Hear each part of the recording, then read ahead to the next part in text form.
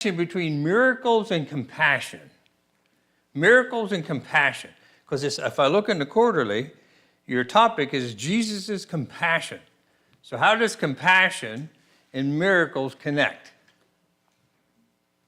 And you guys, you're fresh meat. So I'm going to call on you at times. So how does compassion and miracles connect? Yes? Miracles that Jesus performed were acts of compassion. Acts of... Like just to be showy or whatever. They were to help somebody. Okay, good. Anything else? What's the connection between miracles and faith?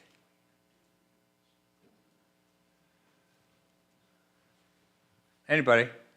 Oh, good. Most of the miracles Jesus did, he notably mentioned that the people had faith, and he said, do as your faith is, or something to that effect. The woman with the blood issue, when she touched him, he said, be thou, I can't remember exactly phrase it, but he said, you are cleansed because of your faith. Mm-hmm. All right, so there's a relationship there, huh? Would you say we are compassionate people?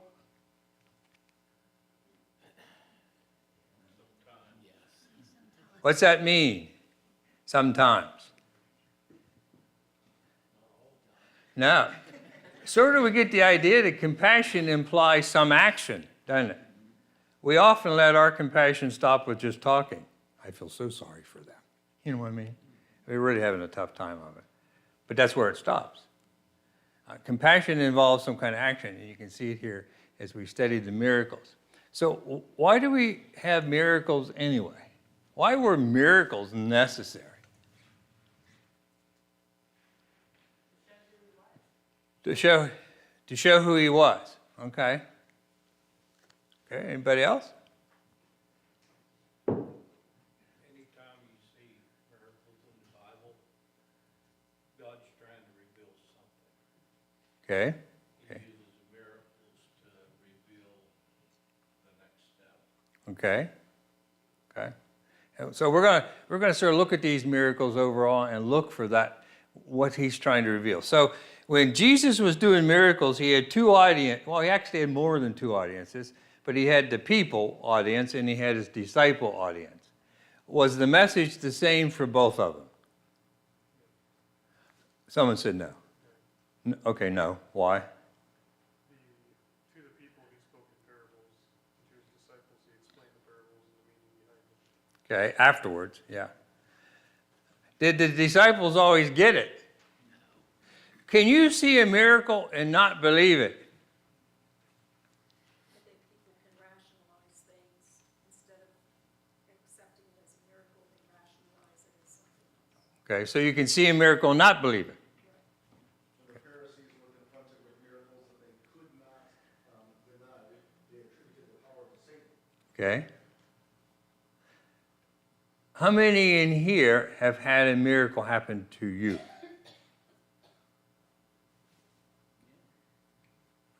What do they look like?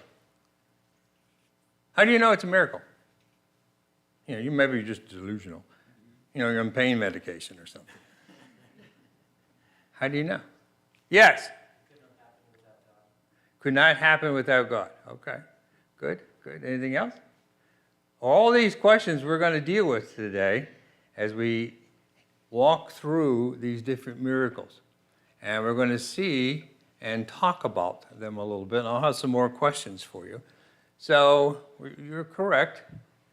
So what we mean by a miracle, I didn't ask you to define it, is something, an extraordinary event, something that you can't explain any other way. There has to be some type of God effect. It isn't just something that can be explained by science or nature or something extraordinary. So miracles therefore not random, but signs that have meaning. Purposeful. There's a purpose behind a miracle. I don't always see it, but it's there. So how is compassion and Jesus' miracles connected? Vicki was right on. Jesus' miracles are connected to compassion because in the gospel, his acts of healing, feeding, and deliverance are often presented as responses to human suffering, not as displays of power for their own sake. Now think about that. If you could do a miracle, would you do it? Would you do it? Okay, with God's help. I have a tendency, the normal human being, if you had that power, superpower, you'd be showing off a little bit. Wouldn't you? I think you'd be showing off a little bit. But Jesus wasn't about showing off. Last paragraph, Matthew 14:14, says, when Jesus saw the crowd, he had compassion on them. Compassion. Okay. And so I think we need to look at compassion a little closer. What does it mean? How should we act? That kind of thing. So, in Christian theology, the miracles of Jesus occupied a central place. They are signs of the inbreaking kingdom of God in his identity as the incarnate Son. So they didn't have internet that time, did they? No. So how did people know about Jesus? Word of mouth. So miracles were very important, weren't they? They became something spectacular that people would remember and share. So miracles were important. So the gospel miracles, healing, exorcisms, natural miracles are understood as foretastes of the final restoration, proclaiming that Christ, God's reign, has drawn near. Above all, the resurrection of Jesus is seen as the climactic miracle. If you think about it, and I never thought about it, his virgin birth is a miracle, right? His death and resurrection is a miracle. So it's, we're sandwiched by two miracles. It's pretty interesting. Miracles and the problem of faith. We look at that middle paragraph. What does that say? I'm going to get some of you to read. I tire out pretty easy. What does the middle paragraph say to you? Miracles may prompt belief or strengthen it, but the New Testament also shows that some witnesses remain hardened, indicating the miracles do not coerce faith, but serve as invitations and signs to be interpreted. Yeah, there were people in Jesus' time, not only the people who were just against him, but there were people who saw the miracles and just didn't believe. Why didn't they believe? Could you see a miracle today and not believe it? Doesn't it say, I don't know, you guys know the Bible stuff. I don't. Doesn't it say somewhere that in the end times there's going to be people doing these miraculous things? How do you know they're real? Or just, just something to trick you. You follow me? How do you do that?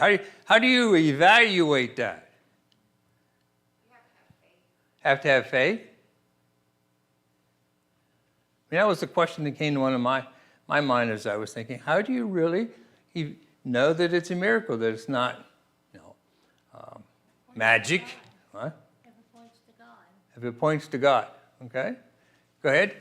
When you can't explain it any other way. When you can't explain it any other way, all right? I want you to ponder that a little bit because, there's something we need to think about.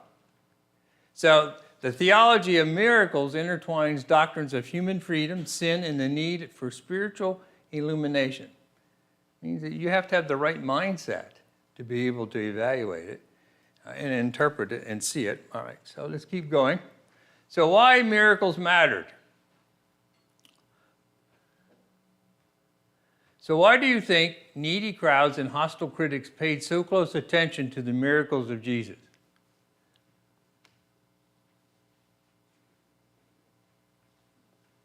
I mean, they're notated in the Bible, in the Synoptic Gospels. Why did people give them attention?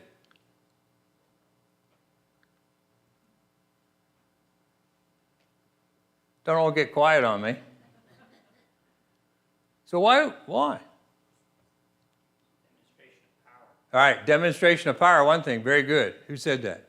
Did you get an A? Get an A. Anything else? To most of those people we studied last week, I had a hand here. I see flicker. Go ahead, yes. I was going to say, the needy crowds, they either wanted the miracles done to them or they wanted to see their faith proven. And for the critics, I mean, the Sadducees even say that he was doing it by the power of And anybody that knew Jesus knew he was this guy from where? Nazareth. And what good stuff comes from Nazareth? Isn't that it says in the Bible? So there he had a negative reputation, And there he is preaching. And so you can see how all these things sort of come together. Okay, so miracles were necessary.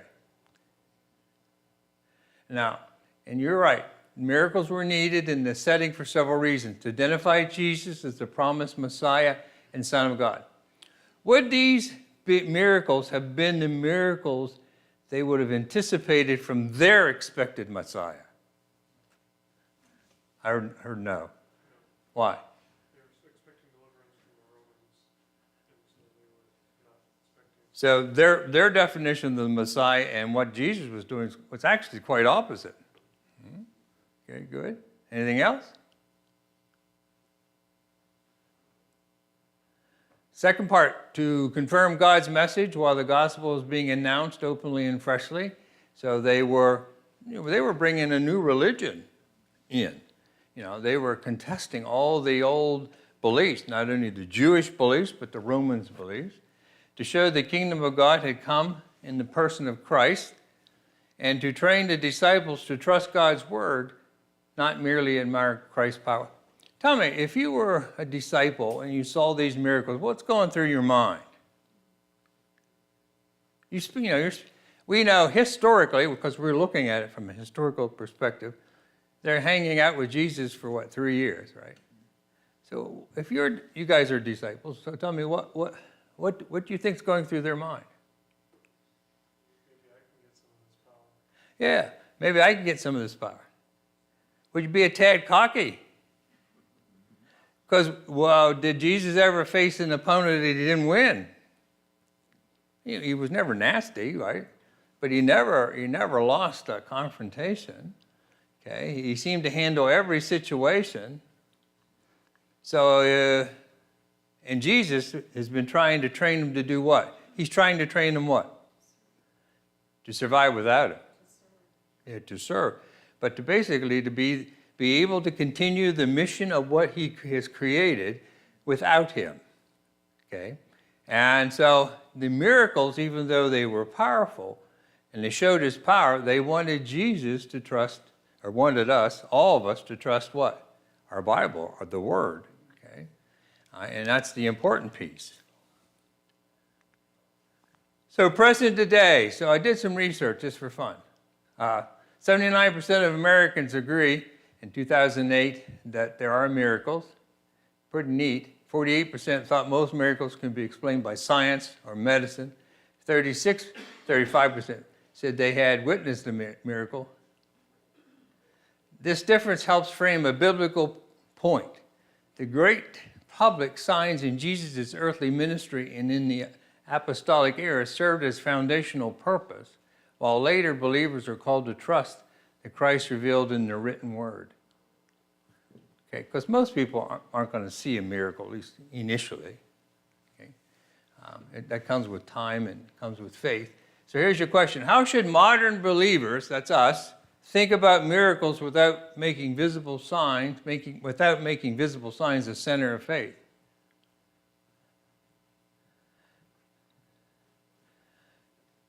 Well, the Catholic Church is pretty big in miracles. Not that I'm bringing up Catholics to be negative, but they have a whole division of people that check out miracles.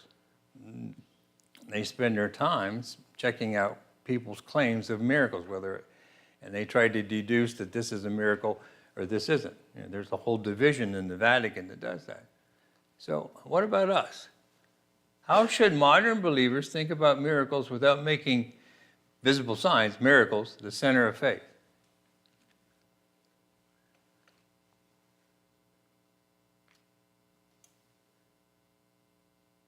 Don't all talk at once. The center of our faith is Jesus Christ. Not the miracle. Right. It's the person of Jesus is important.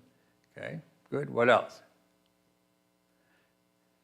Because if we have a tendency to if we make miracles the center of our faith, we're really saying is what you can do for me. Aren't we really saying that? I will follow you. It depends on what you can do for me. Go ahead. When the Jews came to Jesus demanding signs, they'd already had the signs. They had seen them personally. Their scouts had seen them. They had heard about them. People wouldn't shut up about it. That's why they were the demand to see a sign is a lot like modern Christianity's demand to see a sign. And Jesus' response to them was, because of their lack of faith, the only sign that they would get was of the prophet Jonas. I think that we are in a similar place, where we are demanding signs or miracles or my handout, and all manner of charlatans prey on that, and their big stadiums filled full of fakes. And we have the same issue.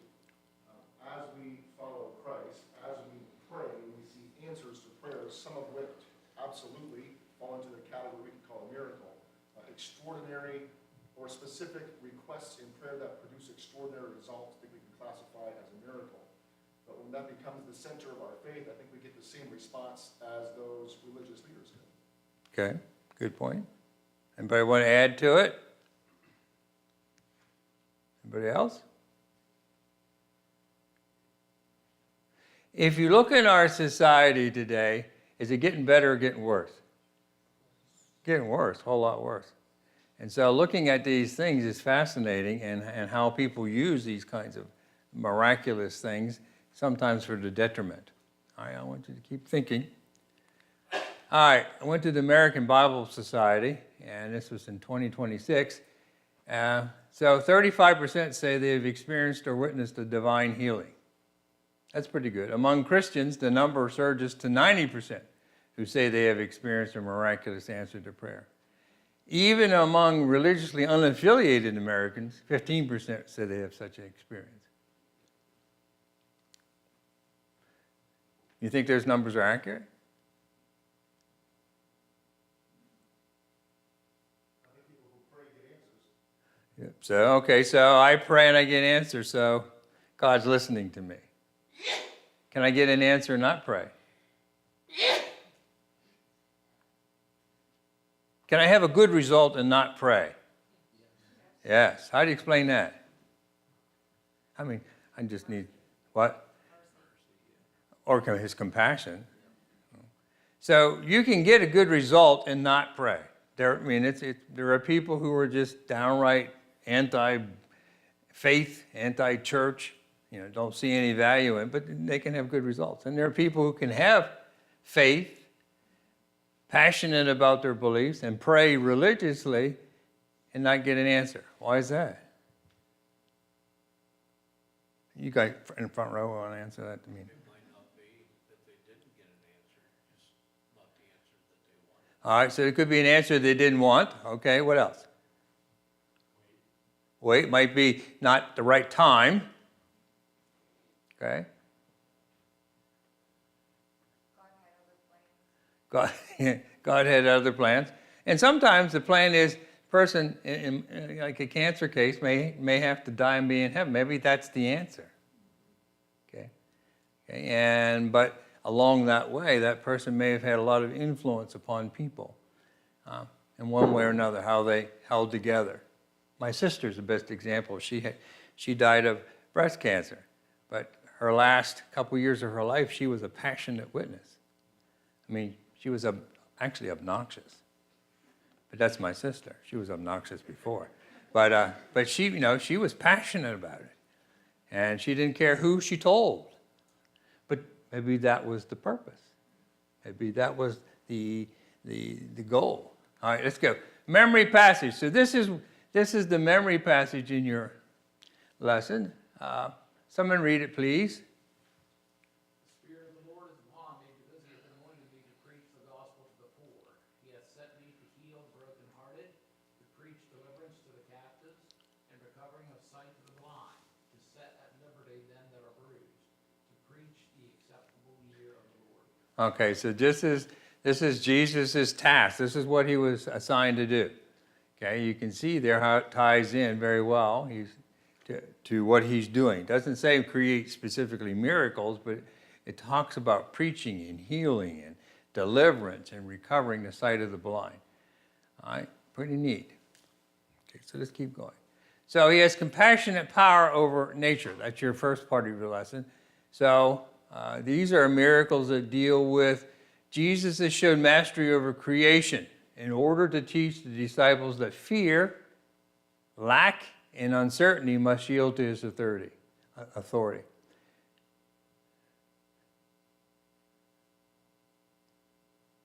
Do any of you fear lack and uncertainty? Do any of you in here fear lack and uncertainty?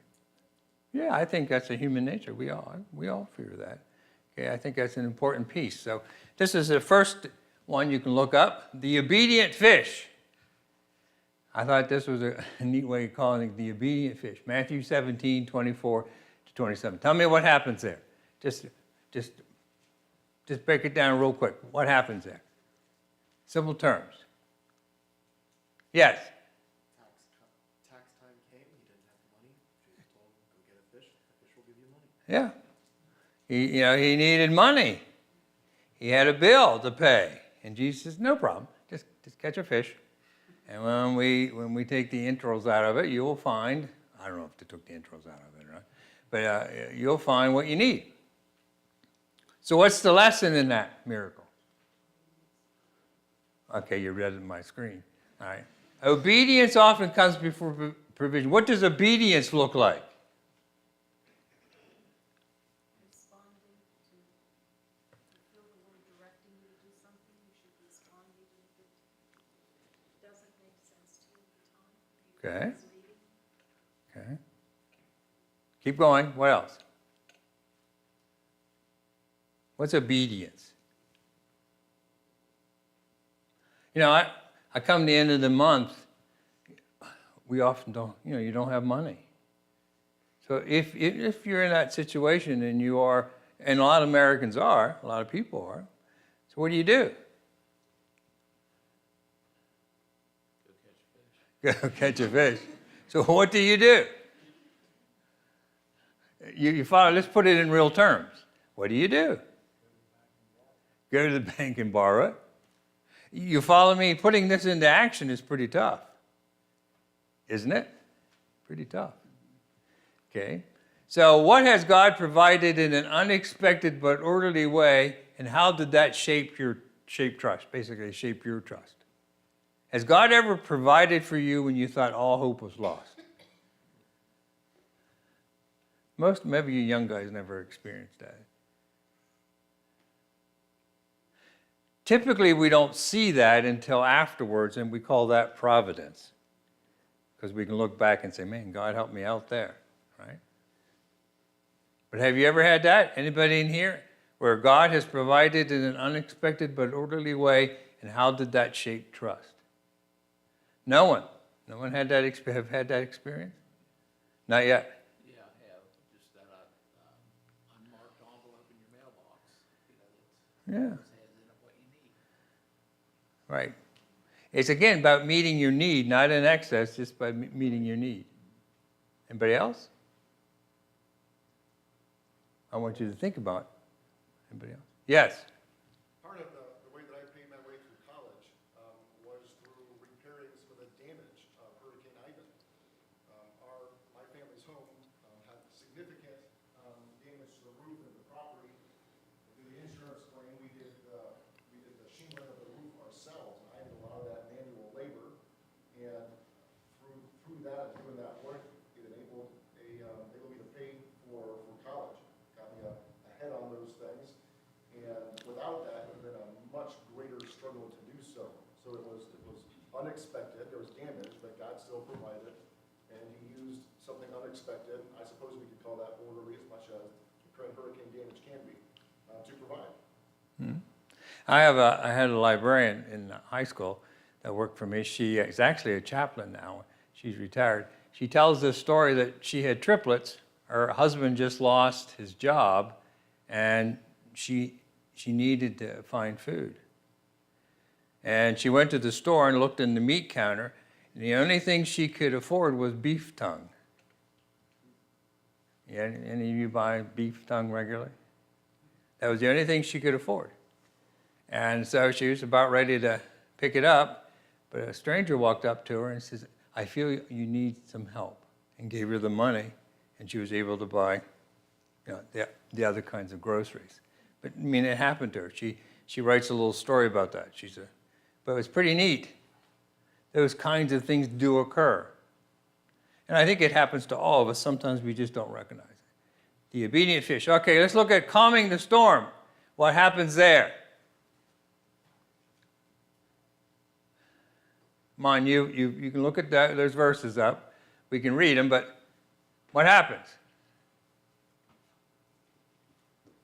We're out of the water trying to go to the other side, and a storm pops up, and it's a violent storm, and the disciples start panicking, that Jesus calms the storm and they get safely to the other side. Okay, so what's the moral of the story? What's the purpose of that parable? Wasn't Jesus, didn't he have a unique behavior in that storm? Wasn't he sleeping? He was sleeping, wasn't he? Now, the disciples have been with him for a pretty long time, and he's sleeping. Had he ever faced anything that he couldn't overcome? So why did they have faith that Jesus is going to take care of it? Okay, in their fear, they forgot who he was. Okay. They faced something they couldn't overcome in the area of strength. A lot of them were mariners, they were fishermen. If they couldn't overcome what they were best at, they lost hope. Right. Okay. Okay. Lost hope. Okay, good. Anything else? Anybody else? So what kind of storm tends to test trust most strongly in daily life? Pastor touched on it some. So what kind of storms do we have that really, using a rock or a boat, what kind of storms do we face? Health. Yeah, health I think is pretty common. That would be a big percentage, and I think that's why it shows up like it does. What else? Emotional pain. Financial pain. There's lots of pains out there. What else? Relationship pain, Yes. Hurricanes and tornadoes? Yeah.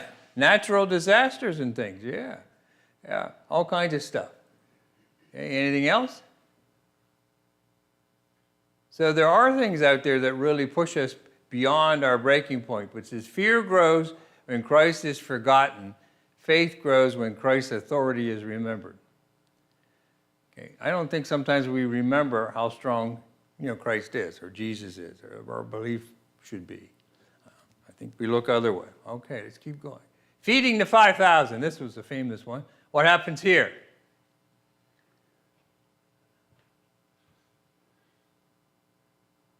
Come on. You guys, yes. You're the only one in this group who knows any answers, or what? Are you shooting to beat this guy and get the A, huh? Go ahead. The lesson went long, people were hungry, they didn't really have food, and Jesus was like, boom, more food. Yeah, we're going to feed them. Just gather up the food, gather up whatever food you can, and we're going to feed them. And, of course, we know the story. What's the story? What happens after he feeds them? There's leftovers. There's lots of leftovers. Actually, in excess of what he started with. So what does this miracle teach about the difference between calculating resources and trusting Christ? Now, I ran a little faith-based school, and it came budget time. This was always a chief question I had. And I was a heathen, because I didn't come from that background. What does this miracle teach about the difference between calculating resources and trusting Christ? Oh, let me throw in another piece. And what does it say about your stewardship of what God gives you? Just answer that. Tie those pieces together for me. Give what you have to the Lord, allow him to expand it and use it as he sees fit. Give it to the Lord. So he's going to pay my light bill? Oh, I just went to the emergency room. I don't have insurance. He's going to pay that bill? He'll pay all those bills. Okay? Come on, keep thinking. I'm stretching your thinking.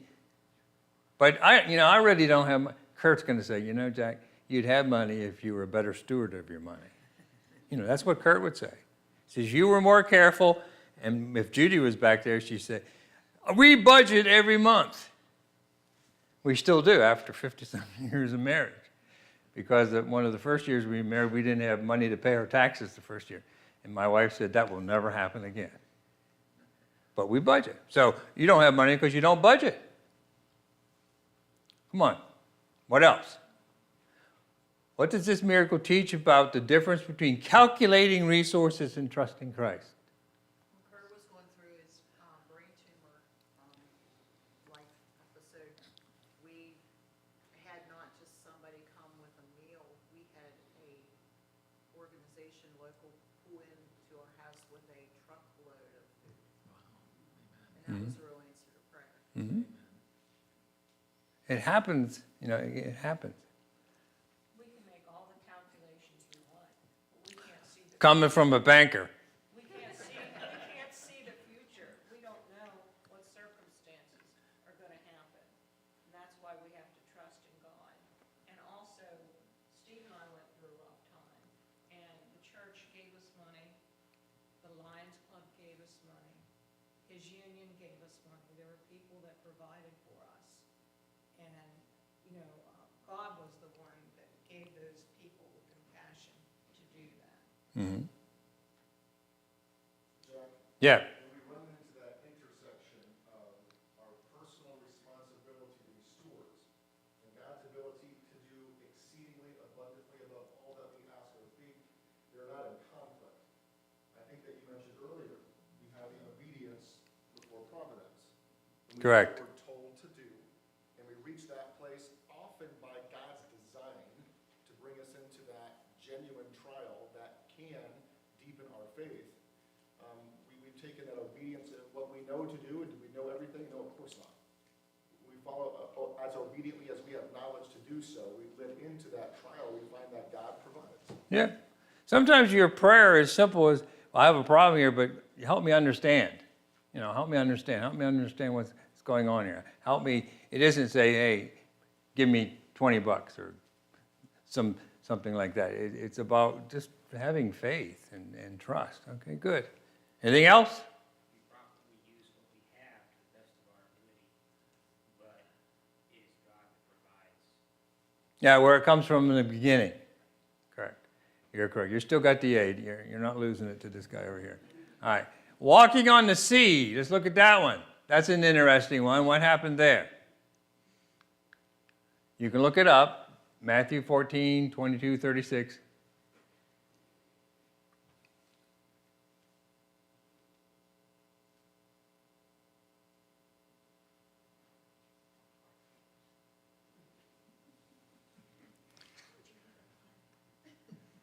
You're going to answer again. Okay, okay, go ahead. Well, they were on a boat, it was stormy, they saw Jesus, Jesus like, hey, it's me. Peter was so excited, he jumped out in the water, was able to walk, and he was like, whoa, this is cool, and then started sinking. Yep. Isn't that, well, we'll put the collection plate down. Isn't that you become a Christian, it's exciting, but it only lasts a little while, right? You lose focus. What did Peter lose focus of? Christ, okay? Did he lose his faith? No, he still had faith, but he just lost focus. He left that situation overcome. Do you ever leave situations overcome you? I can tell you I do. Okay, I can tell you I do. So what does Peter's failure, that's important, what does Peter's failure still encourage believers who struggle with fear? We all have fear of something. What does Peter's failure still encourage? So how does Peter's failure? You're going to be the one that answers. Why don't you just come up here and teach this thing? Okay, so what's your answer? Even though he lost sight of God, God was still there to help him out, and still helped him out, even though he had a minute of failure. Right, but he was brave enough to make the attempt. Isn't that another part of the lesson that's being taught here? He was brave enough to make that attempt. He didn't sit back and just, wait. We often sit back and wait, don't we? We just sit back. But Peter, being Peter, he jumped out of the boat. Well, that's still good. So there are times when we need to be like Peter, jump out of the boat and put our faith to test. And that's an important lesson. Anything else? All right, let's go. Now we're going to compassion, power over sickness. Of course, this was one we know more personally. Jesus healed not only those that only to relieve suffering, but also to reveal his authority to forgive, cleanse, restore, and open blind eyes. So let's look at healing the paralyzed man. What's the story here? Mark 2, 1 through 12.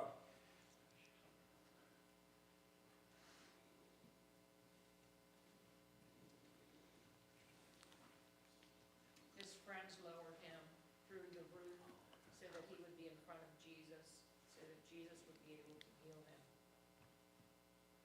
Okay, and they got a little bit of a controversy in that. What was the controversy? Okay. Okay, what else? Anything else? You can look at your Bibles. I mean, this isn't like a school, you know. Yeah. Oh, different one. Good. They said who can forgive sins but God. Yeah. He proved that he was God by performing the visible miracle.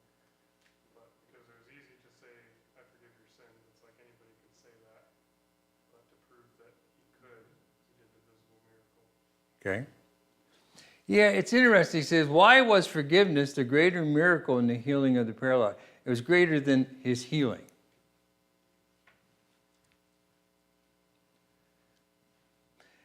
Because forgiveness is Eternal. eternal.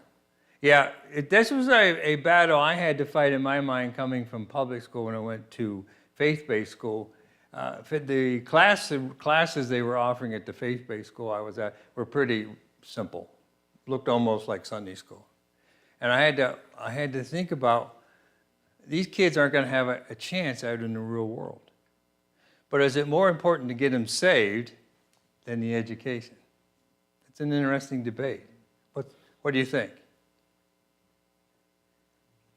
Is it more important to get the kids saved or educate them? That's not a trick question. It was one of the ones I had to battle. Any thoughts? God is the one that gives wisdom, and so if you teach somebody to pursue after God, they'll have access to wisdom. And they'll learn from him his way that they need. Okay. Yeah, they might starve. You know, they might not have a job. I mean, I'm just being, but yeah, and yeah, exactly right. I'm not arguing. I'm just giving you just a dilemma that you sometimes have to face. What is important?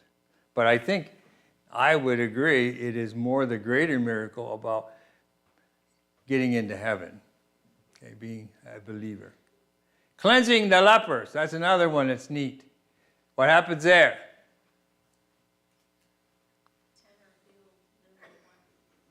Yeah. So leprosy was a big thing, and Jesus healed him. And the lesson here is come humbly, obey promptly, and return thankfully.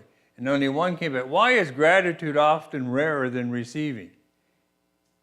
Even when God has been merciful. Why don't we have gratitude? Why is it? Oh, I got another one. Yes. Excuse me? Takes humility to be grateful. Good. What else?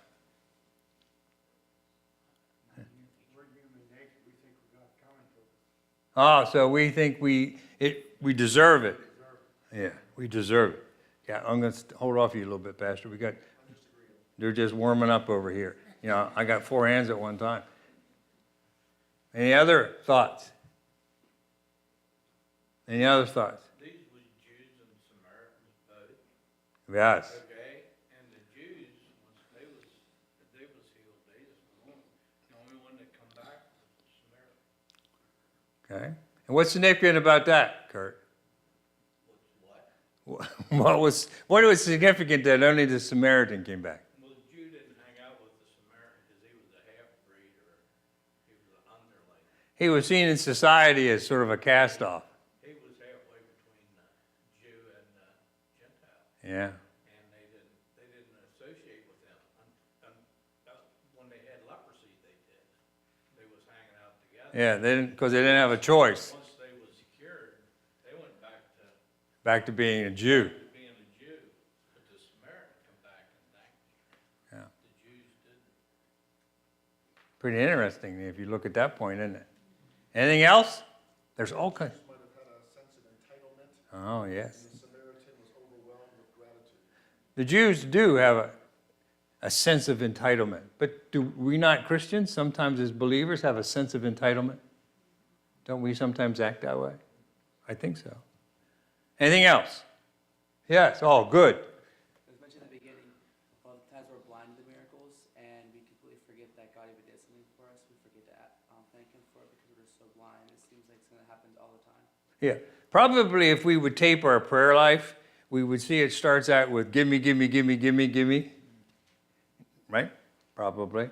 Except when we become conscious of it, then we'll change it a little bit. But typically it's about give me, give me. All right, giving sight to the blind. Read about what happens here.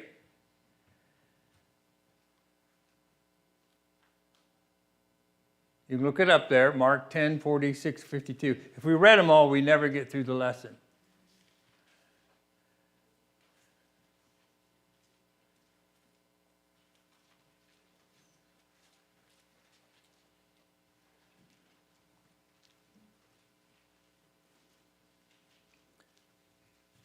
What happened? And the question here is, what is the difference between seeing a miracle and truly seeing Christ? Is it possible to witness events and still remain spiritually blind?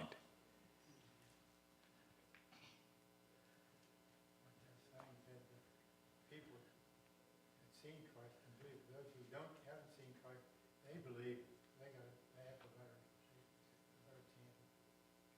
Those that have not seen Christ believe are blind. Okay. Yeah, there's a statement in the Bible about that. Okay, what else? Come on, anybody else? Come on, you guys are letting me down. Yes. I was going to say, I mean, the man, all he knew was that there's a big crowd, and he had heard of Jesus. I mean, all he could do is listen most of the time. And he was like, oh, I know this guy. I know what he can do. I know he's powerful. So he just was like, Jesus, over here, Jesus. Right. He called attention to himself, out in the crowd, because he would have been shoved aside. Anything else?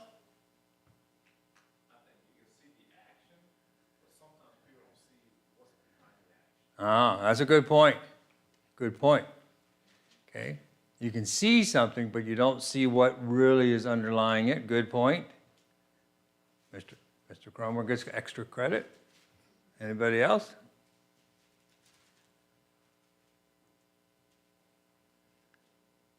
But it's interesting, though, there's still people who will be spiritually blind. And to eliminate your spiritual blindness, who do you need to believe in? Christ, right? That goes back to you. You have to believe in Christ. If you don't believe in Him, you're still spiritually blind no matter what else you may believe. All right, let's go to compassion over Satan. That's something. Let's look at Luke 8, 26, 39. This is real quick. We've got to pick up the pace a little bit. What changes show that a person has truly become delivered and restored?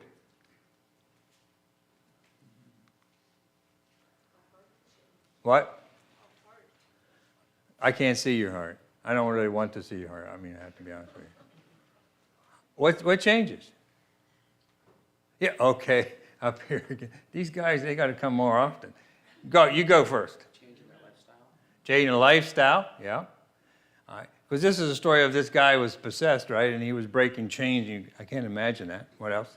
Change in their conversation. I mean, everyone knew he was crazy, and then they see him, it says, sane and in his right mind, talking with Jesus. Like, whoa. Mm-hmm. So it's behavior. Your behavior changes. How you act changes. How you talk changes. How you interact with people change. And that's exactly what happened here. All right? And so if you are saved and God's intervening with you, there's going to be changes that other people see. Yes? I think it's very significant that the people who knew that man, they had tried to contain him, they had tried to chain him. In the end, they just tolerated him. They knew he was there. They didn't like it. But they weren't terrified, very afraid, until they went and they saw him sitting clothed in his right mind. Right. The change in the heart, the people around you don't wonder, if you just had a good day or you got some new medication. There's something deep and profound that you didn't even good point. Yes. I was gonna say, another thing is his testimony changed. I mean, before he was just known as being crazy, but afterwards he wanted to follow Jesus, and then Jesus even told him, stay here and tell others about what I did. Sometimes these become the most passionate people to share the gospel. People go through this experience. All right, let's keep going. Compassion over death. This is Jairus' daughter. What happens here?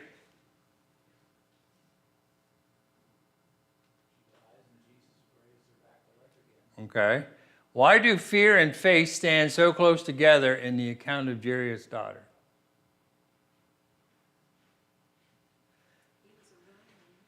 All right, he was a Roman.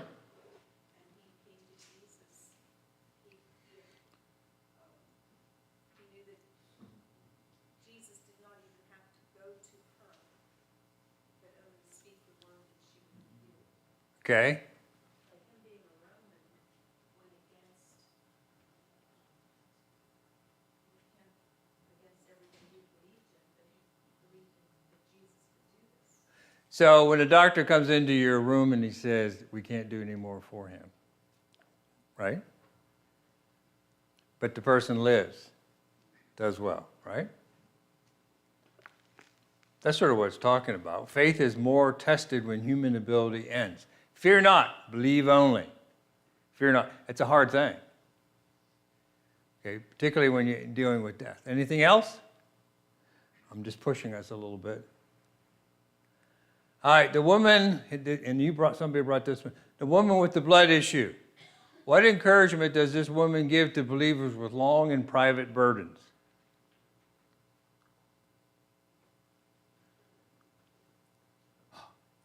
Just a second.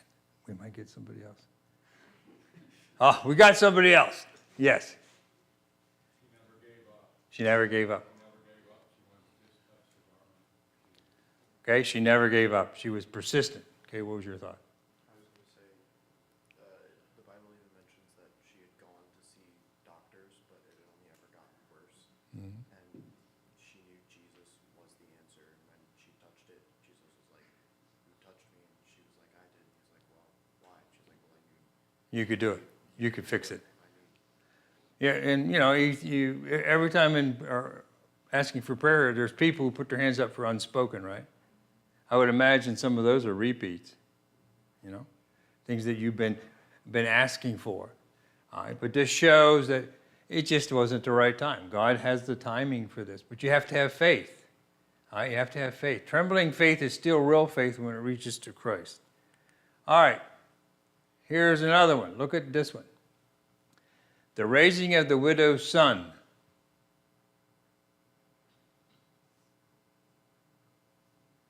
How do these resurrection miracles prepare the heart to understand Christ's own resurrection? Now remember, who was in the audience? People, but there was a special group, the disciples, right? What was Jesus been telling them? I'm going to die, right? And I'm going to what? Come back. Well, he's showing them examples of that. And so that's one of the things that should have been mulling around in at least the disciples' head. This is what's going to happen to Jesus. He's going to come back because he can do that. Okay. Any other thoughts? The Sadducees rejected great coming back. Yeah, they reject resurrection. Showing them. Right. Right. He was demonstrating to them. Right. And they're going to be in the group later on. Is going to place this big rock in front of the tomb, you know, to keep that from occurring. Good. So why are miracles less openly seen today? How can believers today recognize God's power without becoming dependent upon the spectacular? So why are miracles less openly seen today? Why aren't they reported in the Fulton County News? I mean, that's where we get our news. Why aren't they reported? Why aren't they? Yes. This row's the best, I tell you. You guys are just knocking out of Part of it is because we have a completed Bible. Excuse me? Part of it is because we have a completed Bible. Okay. I don't understand that. You have to explain it. We need the signs and wonders to validate. Right. Exactly right. Because we're supposed to be dependent upon this book we have that tells us about that. We don't have to see it. Back in that time, they didn't have that book, and so they needed that. That's a good point, great point. Anything else? Yes? I mean, God is still doing lots in each of our lives, it's just not as visible as it was then. I mean, he's not necessarily standing there just saying like you are healed, and it's like, you know, you're afflicted by something and you're healed after what seems like an eternity of being sick, and you're like, wow, all of a sudden I'm feeling better, you know, he drops money out of nowhere to pay for bills, and we're like, whoa, this came from I don't know where. It's just, it's not as blatantly obvious, but it's there, you just have to kind of be like, oh, it's in. I would say in society, we have a tendency, we compartmentalize our life. And this is just a compartment where it should be our all. Does that make sense to you? And we just put, and so we don't think of it in the same way. Okay, let's keep going. So Jesus' summary, this is a summary. The miracles of Jesus taught the disciples, Jesus has authority over nature, authority over sickness, authority over demons, authority over death. So Jesus calls for faith, obedience, gratitude, and witness. Which of those four is hardest for you to do? Witness? Yeah, witness is pretty hard. Anybody else? Excuse me? Obedience. I struggle with obedience sometimes. I have a tendency to be a loggerhead, Anything else? Yes? Faith. Yeah. There has to be an answer for it. So the miracles teach believers, that's us. Trust Christ in fear, bring need to Christ in faith. Look at these next ones. See bodily healing as important but not ultimate. Remember that forgiveness, cleansing, and salvation are greater than temporary relief. And that one really hit me. Read the miracles as signs pointing to the person and mission of Christ. That's important. Sometimes we get our perspective wrong because of what we're expecting outcome-wise.